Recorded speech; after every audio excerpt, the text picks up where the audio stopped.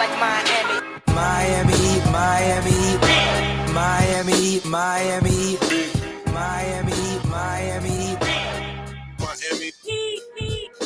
Miami, Miami, Miami, Miami, Miami, Miami. It feels like Miami.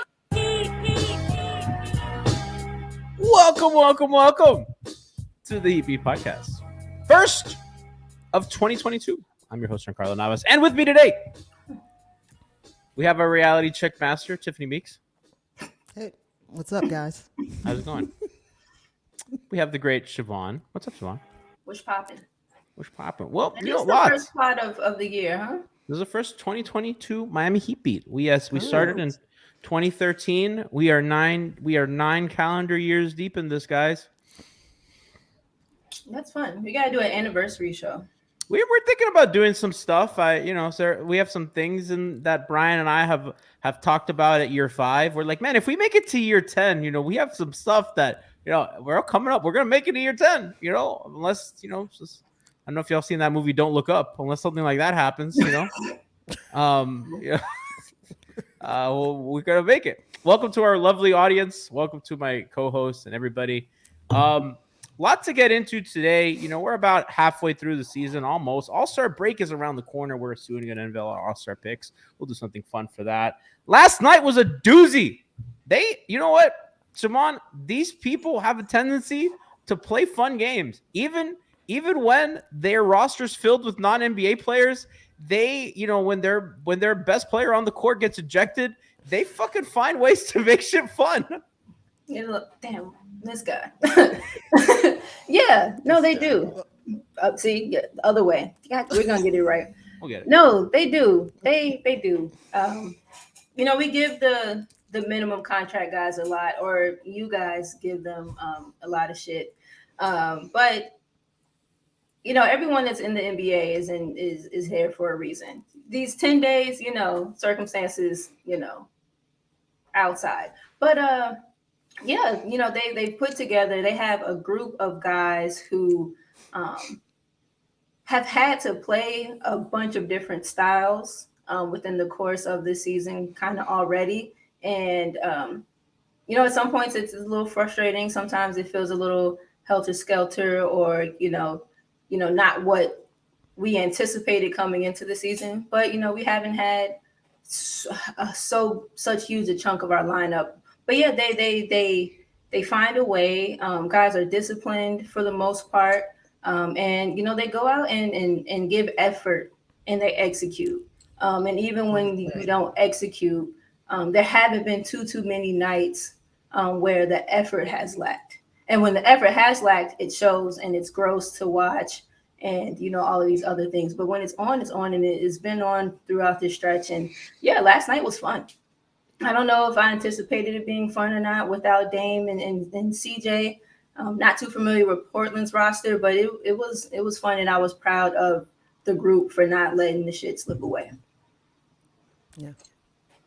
I'm in love with this team. And I think the last 2 years I've been very pom-pom Heat guy, which is not typically for people that have listened to the show a long time. I shit on the team that made the finals, right? Like up until that happened, I was like, this is just, they're not good enough. These are their weaknesses. How are they? And I'm not Heat optimist guy. And I don't know. And I was last year too, Tiff, to your credit, you and Siobhan especially, I was super Heat optimist. And you're just like, ain't no plastic surgery in the world that's going to fix these problems. Yes, Dr. Miami. Yes. You know what I mean? Well, I'm a product of where I grew up. And there is something about this team that I just really believe in, whether it's Jimmy Butler, who I think goes under the rug. The day before game 1 of the playoffs, I was like, I feel like Jimmy Butler gives you a chance to win every night in the way that Dwayne Wade does. And he went like 6 for 20 or something like that. It was a really bad game. That dude just inspires a confidence in me that I legitimately haven't felt since Dwayne. I really believe in Kyle, obviously, right? Kyle Lowry Lifer, that's my guy. But I think the product on the floor speaks for itself. When they have been ravaged by COVID and injuries, he has been the most consistent figure. That he's played the most games after him and Duncan have played the most games on the team. And he is leading the team pretty much. Dedmon and him are leading the team in plus minus. I mean, they haven't even been whole yet, right? They've been whole for what, 2 weeks? They demolished the league in those 2 weeks. Small sample. And that wasn't even them maximized. So I don't know if I'm being super Heat optimist guy for, which is not typically in my character.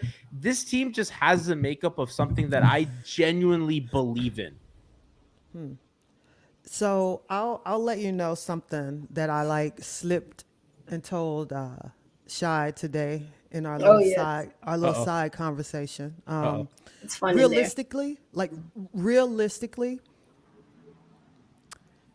healthy, they got enough to win the chip. Let's go.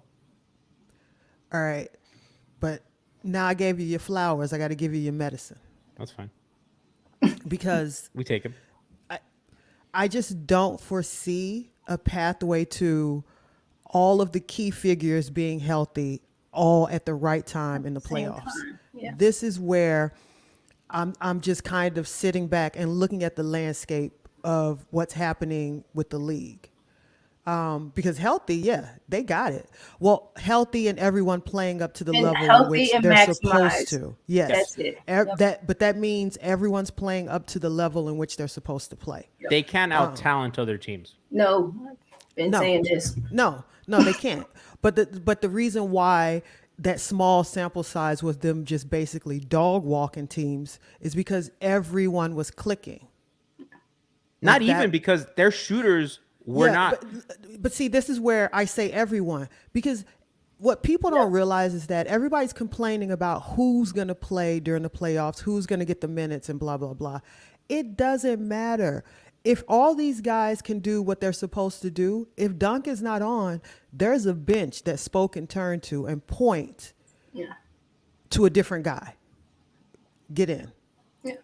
Like, this is what we see. Like, they have options. They have more options than any team in the league, to be perfectly honest. Like, they really do. And I feel like we don't acknowledge that enough, that they have options. Yeah, for instance, you can call it what you want. I don't care if Duncan plays the fourth quarter. He doesn't have to. If he's not on, put somebody else in. Yeah. And if you look at the bench, that's why you can bring in Max. Knock on wood, you might be able to bring in Vic. Like, there are a plethora of options, and not for nothing, but let's not forget, we were just marveling at the minutes between KZ and PJ.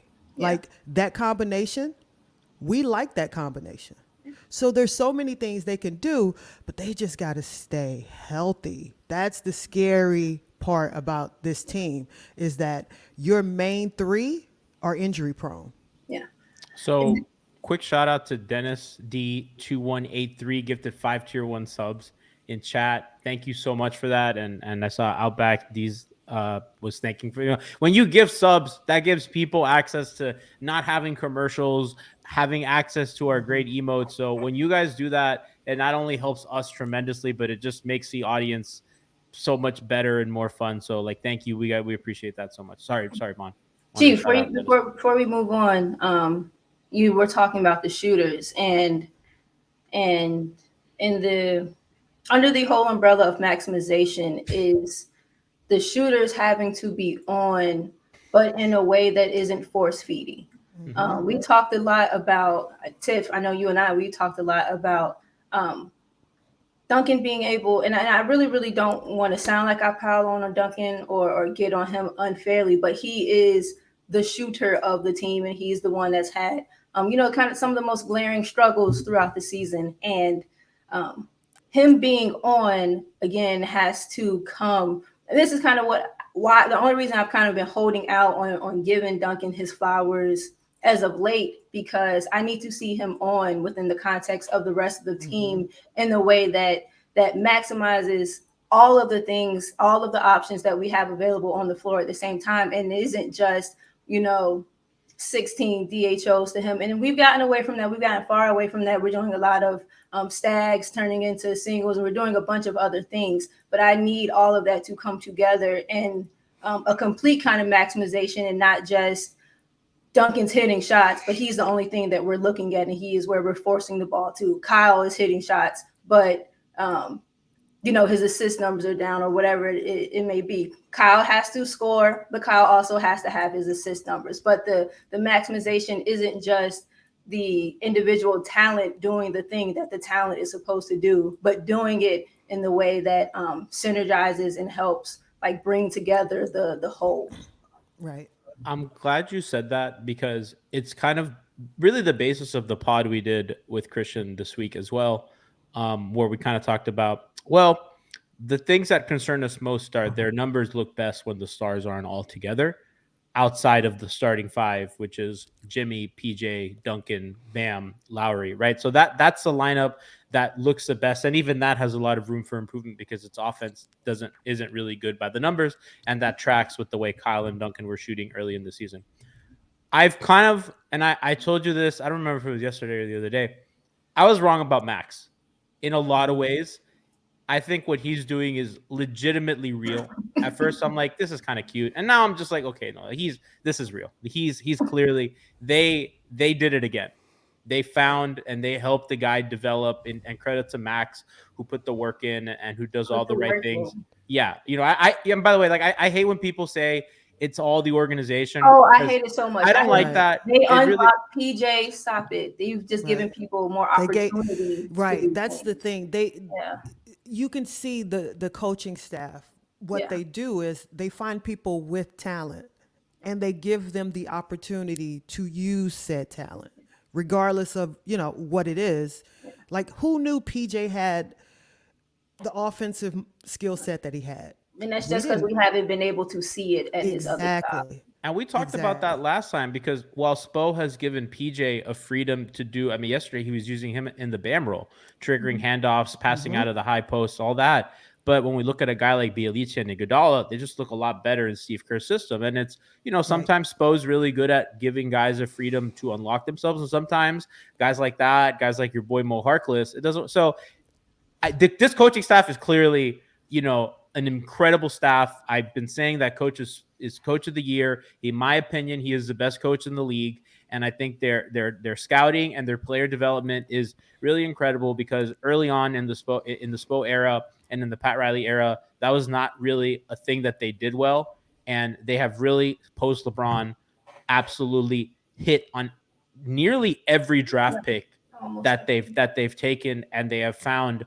and before it was just like a Udonis here, a PJ Brown there, Bruce Bowen here, or whatever. Now it's like every year they're churning out 2 or 3 guys because they understand that they are investing equity in veterans and trading picks for stars. And what they will do, instead of drafting guys, they will go into the G League. They will use all their scouting resources and they will find guys and they will give guys chances that other people won't because they believe in these guys and they believe in their own system to help them improve. The G League is such fertile ground. Right. Like there are dudes that are hungry and want a shot. And when you pair that with the organization that has the structure that has all of the pieces in place to help dudes who want to get better and want to succeed, they have the pieces to help maximize them, then that's when you get good things. Go ahead, G. I'm sorry. I was gonna say, like, when you have the Heat are unique in that Spo is never coaching for his job. Yeah. Right. Andy and Pat are never making short-term decisions. If they make a short-term decision, it's because they legitimately believe it's to win. It's not to save their job. They're not tethered to a draft pick. Sometimes guys draft a guy in the lottery and they're fucking stuck to that guy because that's the guy that they fought for and they believe in. And the Heat are unique in that none of these people are afraid to lose their job. They're always doing what they legitimately think is best for the organization. And it's not what's best for my job. And I think a lot of times Heat culture is really propagated of being something that it's not. I think if the first thing to me that Heat culture is that all those guys in that decision-making room know that it's family and it's a decision that they are not going to lose their job for. And that makes them different than everybody else. Right. And I think, like I was saying to somebody, I think it was probably yesterday, where I think people like lose sight with like this type of organization. They're about winning. Yeah. Like the winning is first. Like not for nothing, but that is the first rung on the pole is winning. So when everybody is like concerned and up in arms because, well, you got to give Jimmy and Kyle and Bam, well, they got to get their 37 minutes or whatever. So who else can be left to play in the rotation? They don't got to get nothing. Yeah. And this is what we keep forgetting. It's like you go as the game goes. Like And every game is different. Yeah, exactly. Every game is different. The flow is different and the need is different. And this is why I keep saying to people, if you get that Brooklyn matchup, you're going to need Caleb. You're going to need Gabe. Unless you're swapping these guys for some otherworldly player who can play on both ends of the court. Who can defend? Unlikely given their contract situation. But this is why I keep pushing this where everyone's complaining and saying who's out of the rotation. Yeah. We don't know who's in the rotation. Like, let's get to that point and then you see what's matchup dependent. Because not for nothing, but you're not going to tell me that Kyle is solely going to guard Kyrie for every game that he plays. I don't know. There's no way. Right. There's physically no way Kyle is going to be able to do that. So you're going to have to sprinkle in some Caleb, some Gabe. You're going to have to sprinkle in some KZ because you're going to need the length. You're going to need the speed. You're going to need all these things to slow that offensive team down. Yeah. And you're going to need everyone you got. Yeah. And getting minutes doesn't have to be these like huge chunks of minutes. But people don't understand that. Yeah, they think it's all or nothing. No. It could, like, if it slows down enough, it's possession by possession. Yeah. I need what I need. And this was exactly, sprinkle some here. If that, does what you need it to do, okay, maybe we ride that a little bit. When it doesn't, okay, let's pull it out, do something else. Like they did that in the finals run with the KO. Yeah. But that's the thing. Like people forget. People think that like Spo doesn't bend. No, he doesn't break. Yeah. Like that's the thing. He sees what he has in front of him, and then he sees the opportunity with the healthy Vic of what he may have in front of him. So there is no reason why we wouldn't think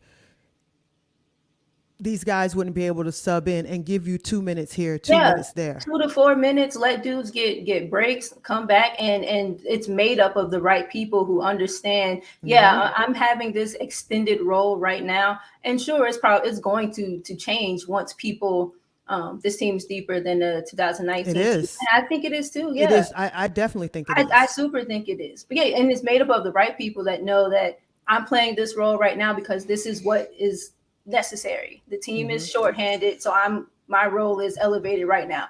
When everyone's back, it's not going to be Juan Toscano Anderson in Golden State. When Clay comes back, roles are going to change, and dudes know that and understand, and that's part of that culture. Like the buy-in, the stability, the like everyone in one common goal. Those guys trust Spo because Spo trusts them, and I know that you guys can speak more to the player-coach relationship, but it genuinely feels like Spo believes in these dudes, and they're like, this guy fucking wrote. I mean, I think giving Gabe and Max and KZ contracts last season, when honestly we were shipping KZ to fucking Siberia after last season. We were like, why'd they sign him?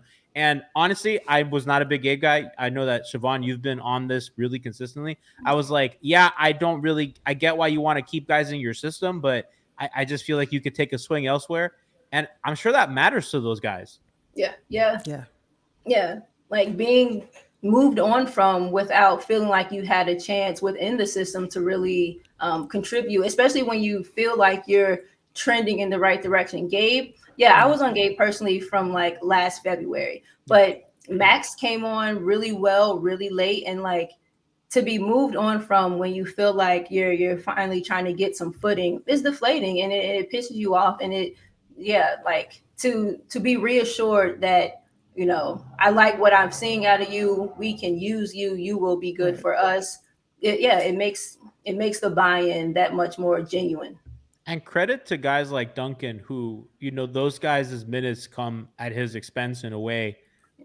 Has been really professional, hasn't Yes. said anything, Yes. has never not played any less hard than he always does. He's been, giving his usual effort. And I can't imagine that that's tough, especially because like, he was Max's senior in a lot of ways, and Max is just having a better shooting season than Duncan. And I think at this point, it would be naive to pretend otherwise, as I was for a while. The sample size has gone big enough that we can. I mean, Duncan's playing really well. I mean, but Max is It's no doing. longer, you're no longer sampling. It's a full meal deal. Yeah. You're eating from the You're plate. It eating. is not a sample.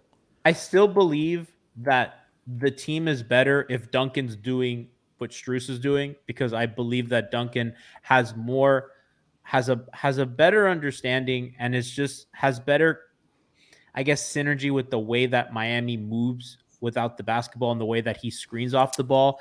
I think that Max provides you with kind of a little bit different variance, as he can kind of handle a little better. He is much more athletic. He can make an athletic play that just Duncan just can't. I think Duncan provides you a little bit more on defense. And I think as a passer, Duncan's a little better. He's gotten really good at seeing doubles coming and stuff like that. I mean, again, it's hair splitting. Duncan's up to 35% from three when he was like damn near 30 earlier. So that number's going up. Duncan and Max are two different players. Yeah. And Duncan's never going to give you what Max is giving you, and Max is never going to give you what we think we're supposed to be getting from Duncan. The reality is, like we keep saying, his numbers are this. It doesn't, like, I don't care what he's shooting. I just want the shots to be impactful. Like, we have to stop like saying that he's at he's at a league high, blah, blah, blah. It doesn't matter if you're at a league high if those points don't come when they're needed. Yep. To me, that's the biggest thing about Duncan. Yeah. Especially when you have the team whole and you have Jimmy and everybody else back in the lineup, his shots need to be impactful. I don't give a shit if he's shooting almost 40% from the floor if if none of those points really matter at the end of the day. Yeah. Like he should be a difference maker. Like that's the thing. I think you're He totally should right. be a difference maker. Yes. That is Yeah. Not the main scoop. I've been saying this for 2 seasons that he should never be the main Your course. third option. Nope. He shouldn't be the main course. He should be like what I'm sipping when I'm having my cognac. Like he's supposed to show up and you're supposed to be like, well, damn. See, I don't agree with Cartiliana saying empty stats, because that's not fair either. And I like the comment earlier from Ryan that said Duncan has gone from the pressure of earning a contract to the pressure of living up to one. Dude probably has some baggage that he's dealing with. Not to psychoanalyze or do, but it's tough. I mean, it's different roles, and his role changed because it's, as Siobhan has said at the top of the show, fewer It's the DHOs. role. It's not the money. It's I not the money. don't think it's the money. I don't think it's the role. money. And he has to understand. But when you start playing bad, I think that the money thing comes into your head. You're just Yeah, like, it compounds. Yeah. because he's. Well, yeah. I feel like he's a guy that wants to live up to his deal. He's like, hey, I we're think he takes sure. pride in that.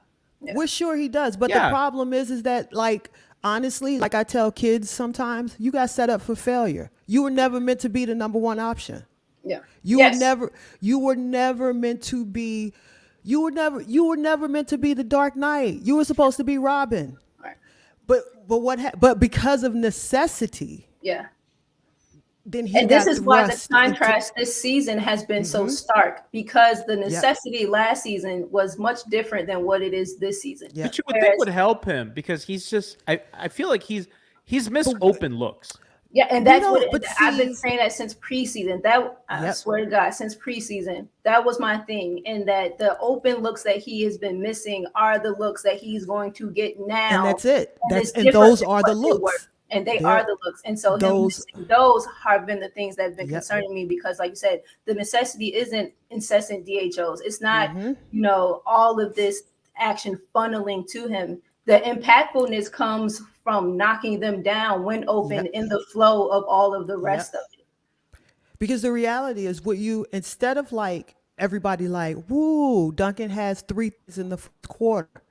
I could care less about 3 threes in the first quarter.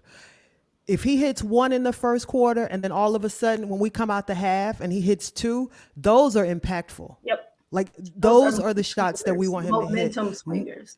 Exactly. That's because that's how it's easy to go from Duncan to then bringing in a Max or a Tyler off the bench. When he's being impactful in that way, then it's easier to say, okay, now you take a break. Now let's throw somebody else at you.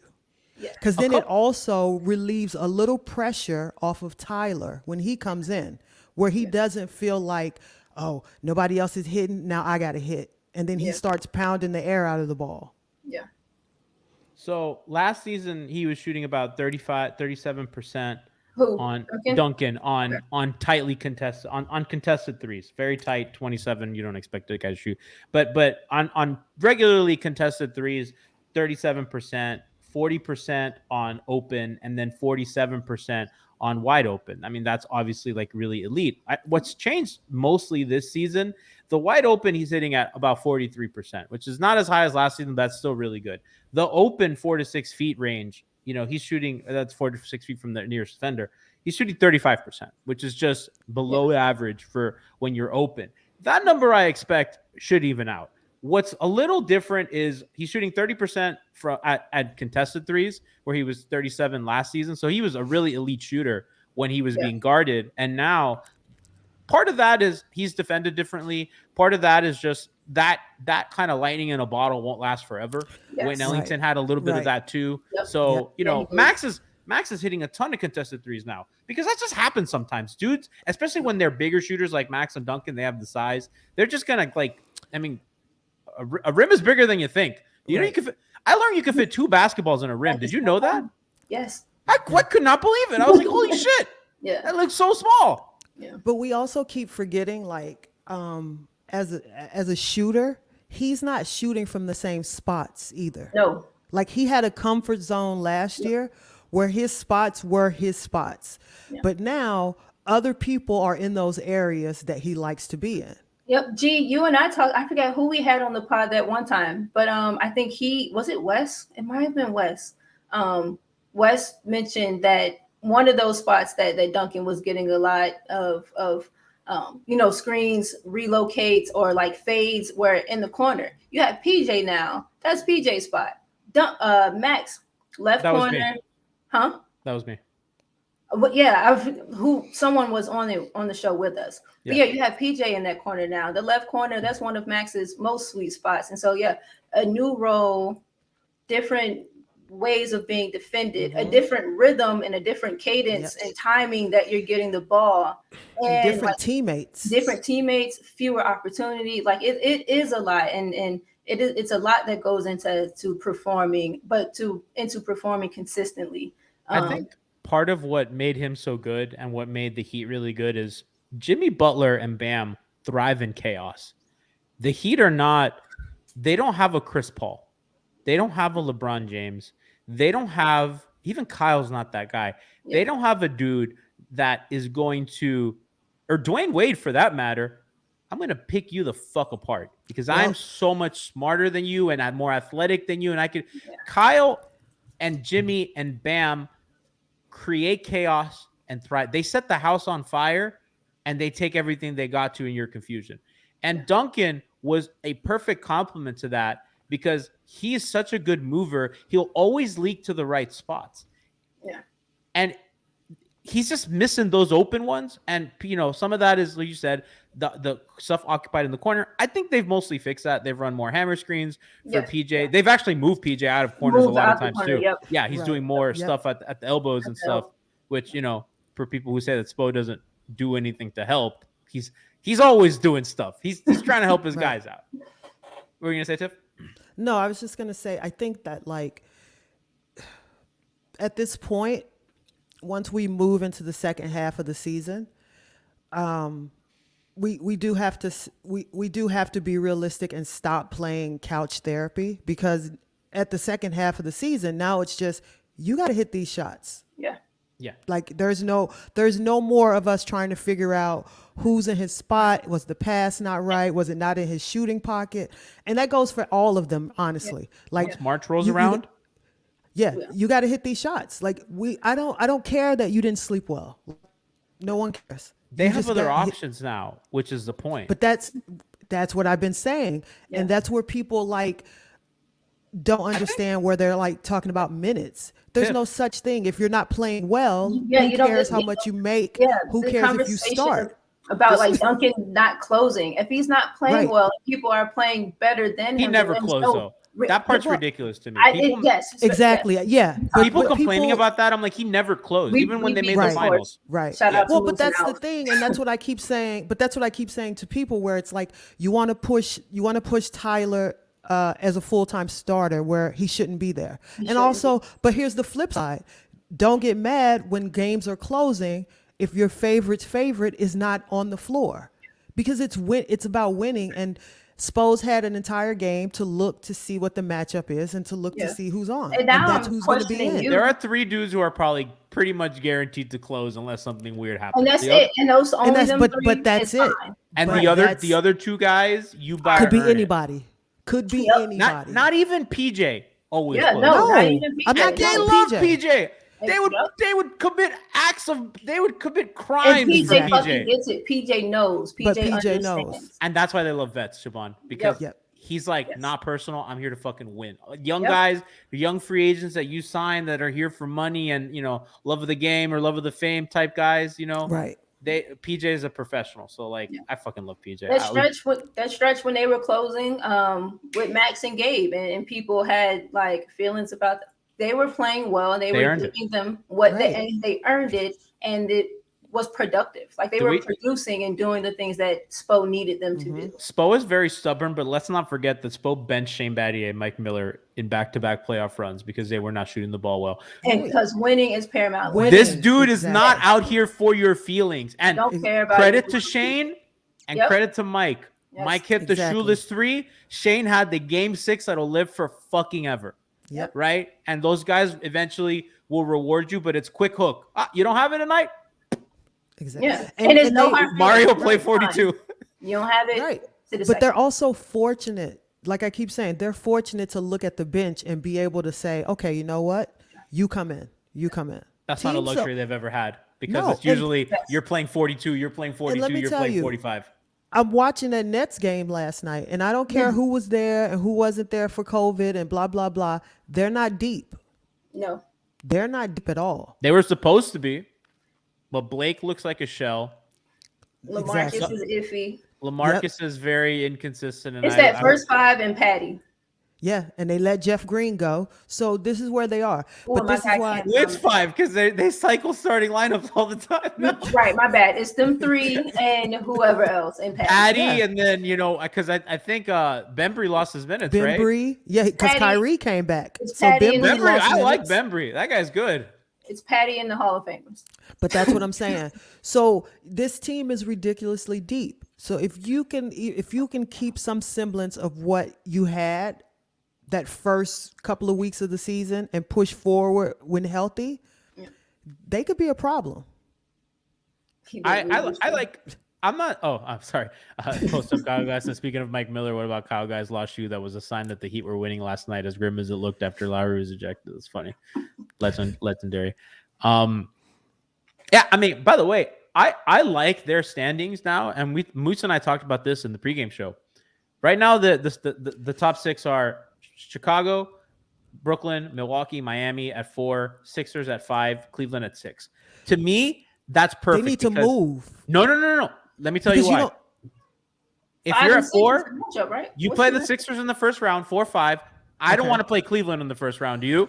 Right, but are they going to have to go through No, they Brooklyn, only have to go through Milwaukee? one because oh, Brooklyn's okay. 2-3. Yeah. So 2-3 Oh, play okay. in round 2. So Okay. you would play Philadelphia and then presumably Chicago, and then the winner of that bloodbath. And to me, if you can avoid Cleveland and one of Milwaukee One of and them. Brooklyn, that's Yeah. a fucking win. Chicago's Yes. playing good ball, but I mean, they went into that building and they won, and they blew them out on their home court. And I know that now everybody was healthy, but I think as a Heat fan, you feel pretty.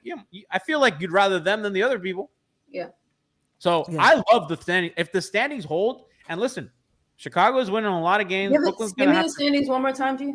So at 1, Chicago, at 2, Brooklyn, at 3, Milwaukee, at 4, Miami, at 5, Philadelphia, and at 6, Cleveland. Okay. Yeah. So Cleveland, I mean, I don't know about you guys. I'd pick Miami in a series against Cleveland. I don't want to deal with But you that. don't want It's that. going but to be a That's a series. lot of young guys that want to run I don't around. want that because here's the thing. They're You're playing gonna with no play that- pressure. Yeah, You'll play that was that funny. series, and you'll have to run Yeah. up and down Yeah. for 6 games Compared to because Jared Allen. well, and also guess what? By the time you Garland. finish that, then you got to turn around and match up with somebody else. Man's gonna have tendonitis, and then they're gonna have to Yeah, chase you don't around want- fucking Zach LaVine everywhere. Yeah, no. Exactly. No, you, no you thanks. don't want those problems. No. Give me Philly. Give me Embiid. I by the way, Yeah. the content for Heat Philly will be so fun. Oh I my mean, gosh. we're gonna have a blast with that. Yes. You know, so I'm in on 4-5. That'd be a fun series, like for content. I think it's a series that they should comfortably win. I know that Embiid's a really great player, but they're just Yeah, not. I'd give that 6. Yeah, if that, I think 5 or 6. I mean, Embiid probably will win you a game because he's so great. But that's a great. I mean, the way that and it's funny because if you were to tell somebody before the season, well, Miami's 4, you'd probably be a little disappointed that they're not 3. I'd rather have 4 than 3 if the standings are like this. Yeah.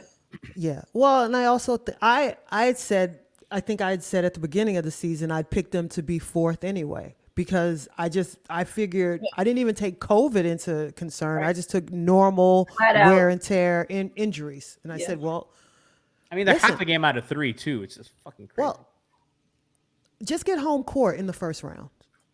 Very. Just get home court in the first round, and then take it from there. I think the what good they thing need to do. about the Sixers matchup is we'll also get to tell. Have you guys heard about that Sixers story? We'll get into that in a second. But that's actually really funny. I still can't believe that happened. You know, obviously the play-in stuff, I don't really think Miami's going to be concerned with that. They're Right. 2 games out of 5th, and they're 4 games out of 7. So I think that they're pretty safe, and they're just playing. I mean, this was their roughest stretch in a while. This road trip, they're not healthy. You know, that Portland game, that was a blessing that you know they were able to get that one. You know, in spite of everything, and I know unfortunately the Blazers were injured. What's Dame's injury?